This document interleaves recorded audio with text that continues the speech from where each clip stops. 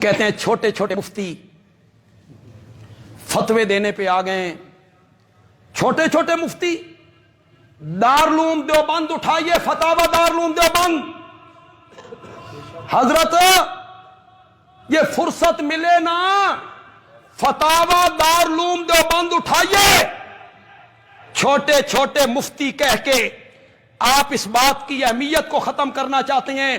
جس مفتی کا میں ذکر کرنا چاہتا ہوں نا وہ مفتی اعظم دیوبند ہے, مولانا عزیز الرحمان. اٹھاؤ فتاوی دارالعلوم دیوبند. اس میں انہوں نے یہ نہیں لکھا کہ مرنے کے بعد میت کے گھر میں کل خوانی ہو یا قرآن خوانی ہو, شریعت اس کی اجازت نہیں دیتی, یہ بدعت ہے. نہیں لکھا تو بولو. اور اگر مفتی اعظم دیوبند نے لکھا ہے نا تو پھر تمہارے کہنے سے یہ چھوٹے چھوٹے مفتی چھوٹے نہیں ہو جاتے. بسم اللہ الرحمن الرحیم. آج کل سوشل میڈیا پر مولانا عطا اللہ بندیالوی صاحب نے مبلغ اسلام مولانا طارق جمیل صاحب کے خلاف محاذ کھول کے رکھا ہوا ہے کہ یہ چیز سنت ہے, یہ بدعت ہے, یہ بدعت ہے, یہ سنت ہے. کوئی شک نہیں ہے, فتاوی دارالعلوم دیوبند میرے ہاتھ میں ہے, اس میں لکھا ہوا ہے کہ کل خوانی بدعت ہے.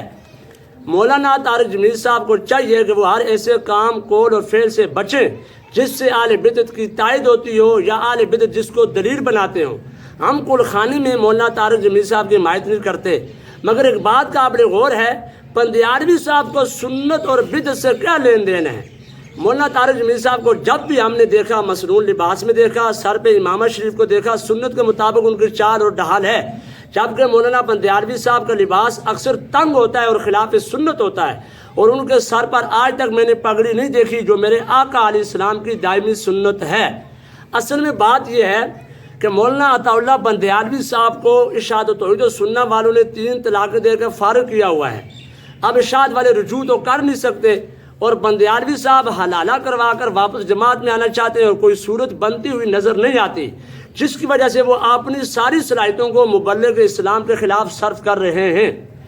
یاد رکھیں, مولانا طارق جمیل صاحب دامت فیوض ان کی زندہ کرامت ہے کہ بندیالوی صاحب نے جس فتوا کا حوالہ دیا ہے, یہ فتوا بندیالوی صاحب, ان کے والد محترم امیر بندیالوی صاحب, ان کے استاد نیلوی صاحب پوری ارشاد و توحید و سنت کے عقائد اور نظریات کے خلاف ہے.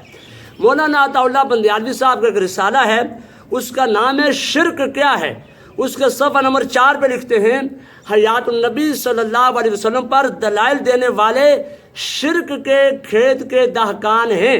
اسی طرح بندیالوی صاحب کا ایک رسالہ ہے, کیا مردے سنتے ہیں.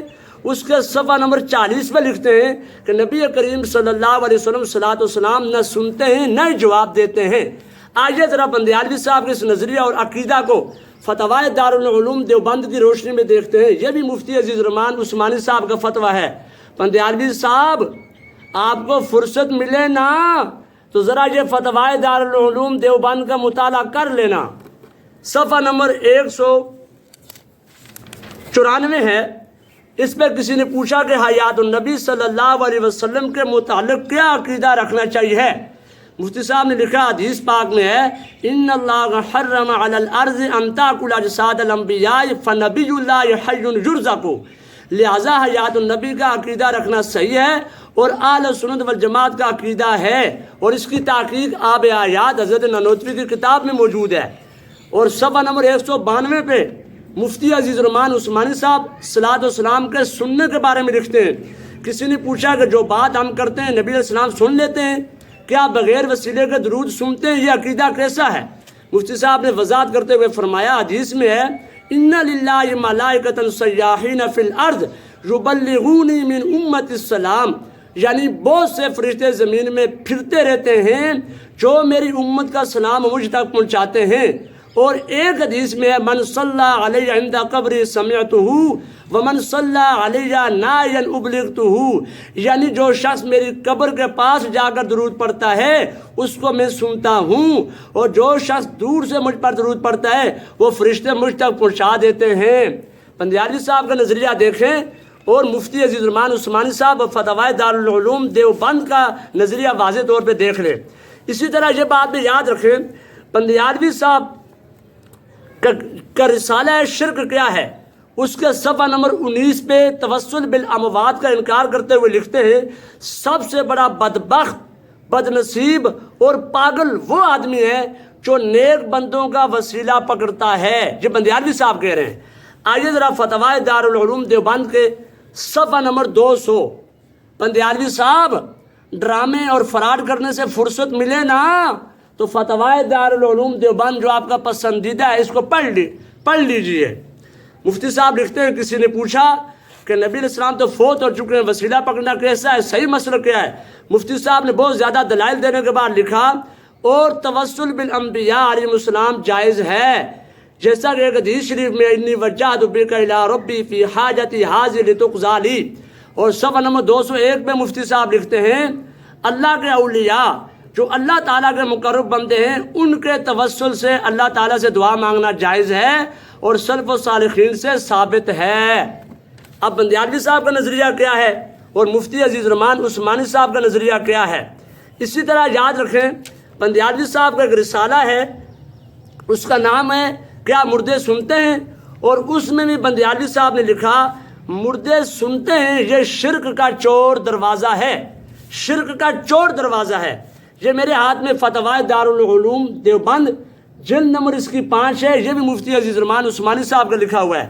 حضرت کسی کا جواب میں ارشاد فرماتے ہیں سماع موتا میں اختلاف ہے اور یہ اختلاف صحابہ کے زمانہ سے ہے، بہت سے ائمہ سماع موتا کے قائل ہیں۔ بندیالوی صاحب ذرا سوچیں، صحابہ کرام جو سماع موتا کے قائل ہیں اور بہت زیادہ امت کا بہت بڑا طبقہ سماع موتا کا قائل ہے، آپ تو اس سماع موتا کو شرک کا چور دروازہ قرار دیتے ہیں۔ کیا اس حوالے سے آپ مفتی عزیز الرحمان عثمانی صاحب کی تحقیق کو مانیں گے یا نہ مانوں کی رٹ لگا کے اپنی ضد پہ رہیں گے؟ پھر اگلی بات بھی سنیں، بندیالوی صاحب یزیدی ہے اور اکثر یزید کی حمایت کرتا رہتا ہے، اور اسی طرح بندیالوی صاحب کا استاد شاہ محمد حسین نیلوی نے رسالہ لکھا تھا، اس کا نام ہے مظلوم کربلا۔ اس میں ان کا استاد لکھتا ہے کہ حضرت حسین سے جنرل ضیاء الحق بہتر تھا۔ اور آئیے فتاوی دارالعلوم دیوبند جلد نمبر 18 اس کے صفحہ نمبر 341 ہے، کسی نے مفتی صاحب سے پوچھا یزید پر لعنت بھیجنا کیسا ہے؟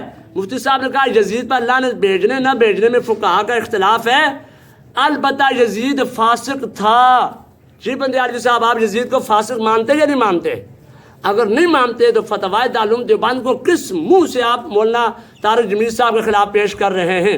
اسی طرح بندیالوی صاحب اور ان کی پوری اشاعت و توحید و سنہ روح کا جسم کے ساتھ تعلق نہیں مانتے کہ روح کا جسم کے ساتھ تعلق ہوتا ہے قبر میں، جبکہ جلد نمبر 5 کے اندر مفتی عزیز الرحمان عثمانی صاحب نے صاف لکھا ہے روح علیین میں ہو یا سجین میں ہو قبر میں جسم کے ساتھ تعلق ہوتا ہے، اور یہ بھی لکھا کہ عذاب قبر روح پر محض جسم کے ہوتا ہے، جیسے کہ ظاہر احادیث سے ثابت ہے۔ اور اسی طرح اشاعت و توحید و سنہ اور بندیالوی صاحب کے استاد نیلوی صاحب فقہ اکبر کو امام اعظم ابو حنیفہ رحمۃ اللہ علیہ کی کتاب نہیں مانتے، جبکہ یہ فتاوی دارالعلوم دیوبند ہے اور اس کی جلد نمبر 18 میرے ہاتھ میں لی ہوئی ہے، اس کے اندر موجود ہے۔ کسی نے مفتی صاحب سے پوچھا کہ فقہ اکبر کس کی کتاب ہے؟ مفتی صاحب نے صفحہ نمبر 443 پہ لکھا فقہ اکبر امام اعظم ابو حنیفہ کی تصنیف ہے رحمۃ اللہ علیہ۔ تو یہ فتاوی دارالعلوم دیوبند جو ہے یہ تمام عقائد اور نظریات میں نیلوی صاحب اور ان کے والد اور ان کے استادوں کے بالکل خلاف ہے۔ نیلوی صاحب بندیالوی صاحب کے جو والد ہیں مولانا امیر بندیالوی، انہوں نے کتاب لکھی ہے اقوال مرضیہ، اس کے صفحہ نمبر 27 پہ جو لکھتے ہیں حیات روحانی ہوتی ہے جسمانی نہیں، جبکہ فتاوی دارالعلوم دیوبند نبی علیہ السلام کے حیات جسمانی کے قائل ہیں۔